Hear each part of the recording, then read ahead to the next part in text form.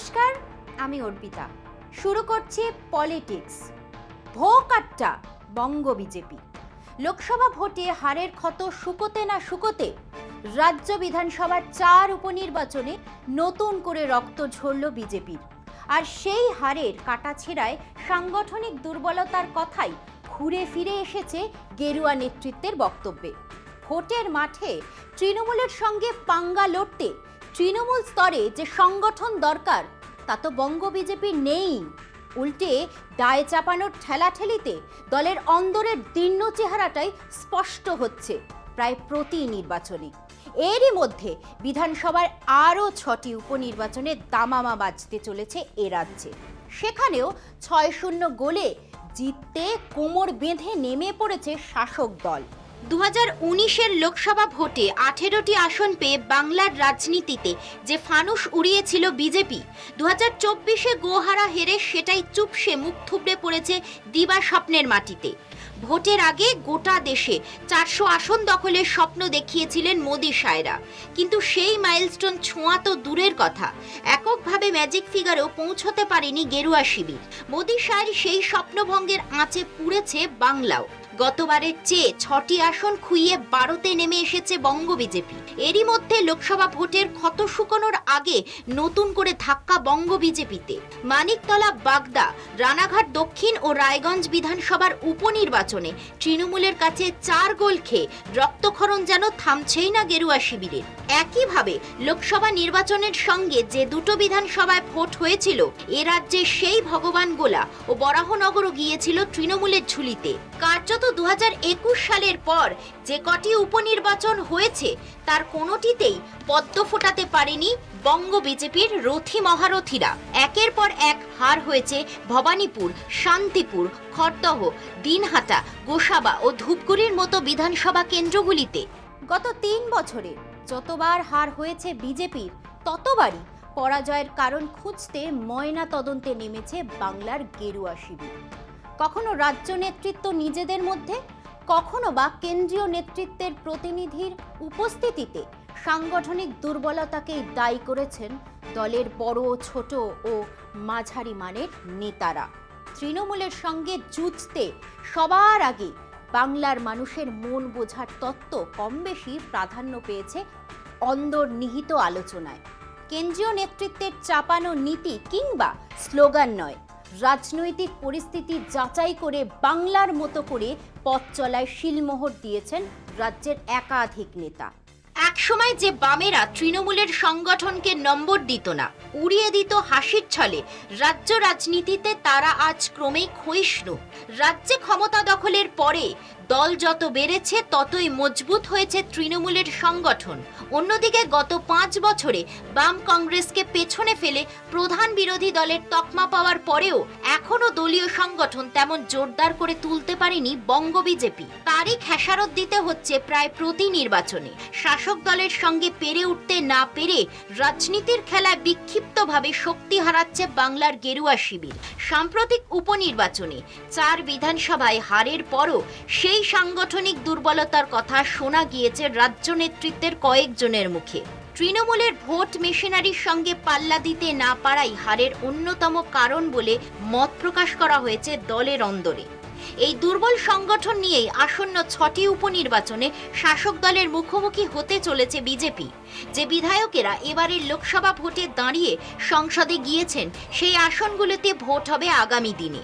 যে 6টি আসনে ভোট আসন্ন সেগুলি সিতাই, মেদিনীপুর, নৈহাটি, তালড্যাংরা, হারোয়া ও মাদারিহাট।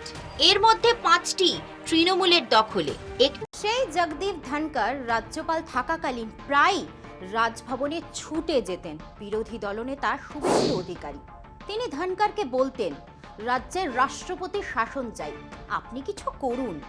তা নিয়ে শুভেন্দুকে কটাক্ষ করতে ছাড়তো না শাসক দল তৃণমূল কংগ্রেস।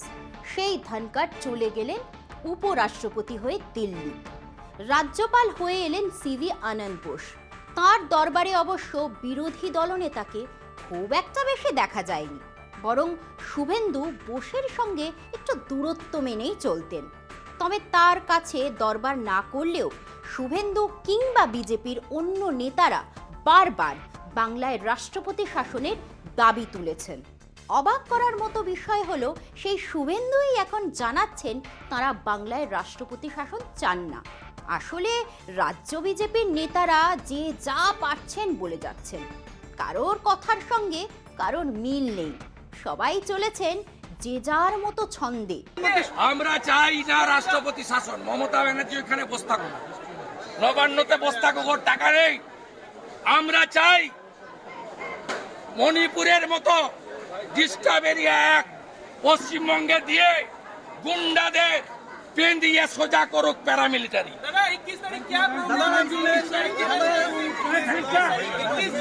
গণতন্ত্র गणतंत्र हत्या दिवस मर्डर ऑफ डेमोक्रेसी हो गया बंगाल में। বস্তুত 2019 সালে লোকসভা ভোটের পর থেকে শুভেন্দুরা রাজ্যে রাষ্ট্রপতি শাসনের জুজু দেখাতে শুরু করেন। সেবার লোকসভা ভোটে 18টি আসন পেয়ে বিজেপি প্রায় রাজ্য জয়ের স্বাদ পেয়ে বসেছিল। কথায় কথায় বিজেপি নেতারা হুমকি দিতেন, সরকার ফেলে দেওয়া হবে না। শুভেন্দু তো তার দিনক্ষণ পর্যন্ত ঘোষণা করে দিয়ে লোক হাসিয়েছিলেন। তিনি অবশ্য ডাইরেক্টলি রাষ্ট্রপতি শাসনের কথা বলেননি, শুধু বলেছিলেন রাজ্যে অমুক দিন বড় ঘটনা ঘটতে চলেছে। 7 মণ তেলও পড়েনি, রাধাও নাচেনি।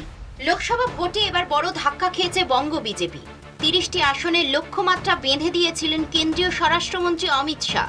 নির্বাচনী প্রচারে বিভিন্ন জেলায় শুভেন্দুকে বলতে শোনা যেত, আপনারা বাংলা থেকে 30টা আসন দিন মোদি শাহকে, তারা বাংলাকে সোনায় মুড়ে দেবে। কিন্তু 30 কেন, তার অর্ধেক আসনেও এবার জিততে পারেনি বিজেপি।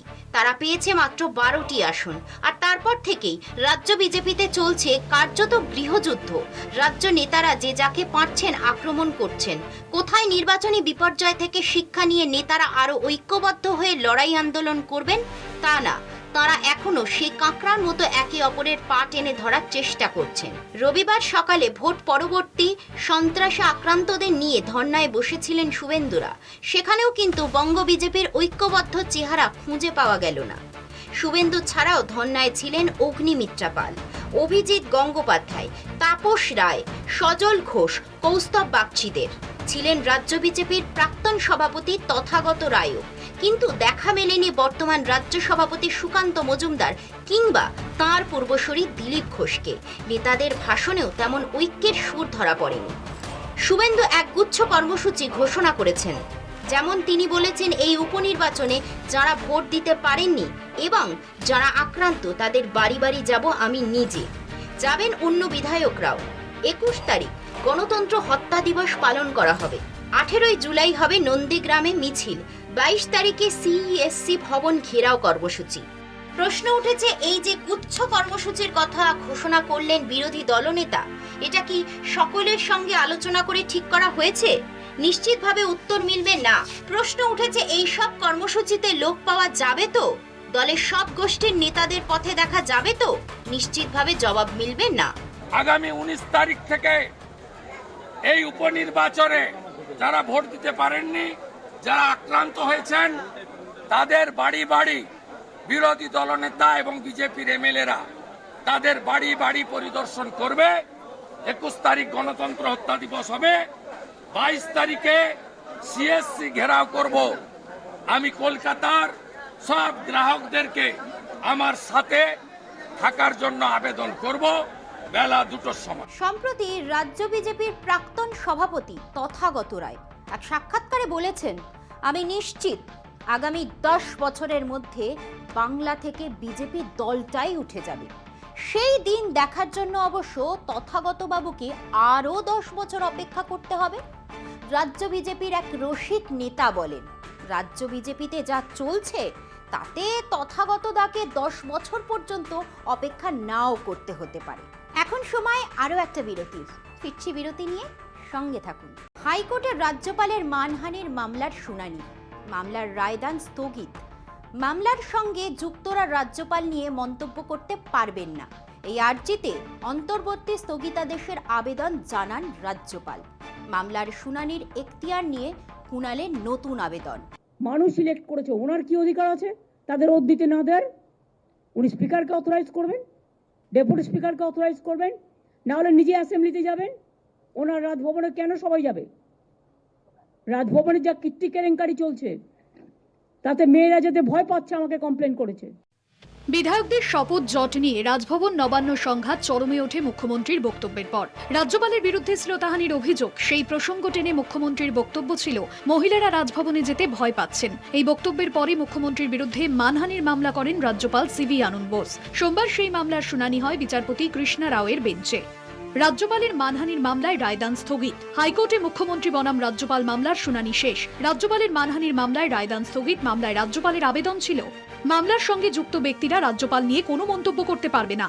মামলার নিষ্পত্তি না হওয়া পর্যন্ত স্থগিতাদেশ বজায় থাকুক।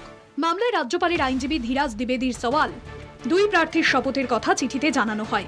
প্রার্থীরা জানান তারা বিধানসভায় শপথ নিতে চান, কিন্তু চিঠিতে তারা ভয় পাচ্ছে বা অন্য কিছু তার উল্লেখ নেই। শাসক দলের তরফে বলা হয় মহিলারা ভয় পাচ্ছে রাজভবন যেতে। তৃণমূলের মুখপাত্র সময় বেঁধে দেন, সময় শপথ না করালে তাজ প্যালেস হোটেলের অধ্যায় সামনে আসবে। কারো সম্মানে আঘাত করা ঠিক না, আপাতত এমন মন্তব্য বন্ধ রাখার আবেদন জানাচ্ছি। মমতা বন্দ্যোপাধ্যায়ের আইনজীবী সৌমেন্দ্রনাথ মুখোপাধ্যায়ের পাল্টা সওয়াল, মমতা বন্দ্যোপাধ্যায় সরাসরি এই কথা বলেননি। রাজভবনের ঘটনায় মহিলারা অভিযোগ জানিয়েছেন, বিধায়করা ভয় পাচ্ছেন রাজভবনের শপথ নিতে। এই অভিযোগের কথা মুখ্যমন্ত্রী তুলে ধরেছেন। মুখ্যমন্ত্রীর বক্তব্যের বিরোধিতা কোনো মহিলাও করেননি। অভিযোগকারিনীর বক্তব্য মুখ্যমন্ত্রী তুলে ধরেছেন, সেখানে তার বিরুদ্ধে কি করে মানহানির মামলা দায়ের করা যায়। বিধায়ক সায়ন্তিকা বন্দ্যোপাধ্যায় এবং রেয়াত হোসেনের বিরুদ্ধেও মানহানির মামলা করা হয়। সোমবার আদালতে সায়ন্তিকা বন্দ্যোপাধ্যায়ের আইনজীবী জয়ন্ত মিত্র সওয়াল করেন। বিধায়ক সায়ন্তিকা বন্দ্যোপাধ্যায় এবং রেয়াত হোসেনের বিরুদ্ধেও মানহানির মামলা করা হয়। সোমবার আদালতে সায়ন্তিকা বন্দ্যোপাধ্যায়ের আইনজীবী জয়ন্ত মিত্র সওয়াল করেন, সংবাদ মাধ্যমে প্রকাশিত খবরের দায়িত্ব সায়ন্তিকার উপর বর্তায়।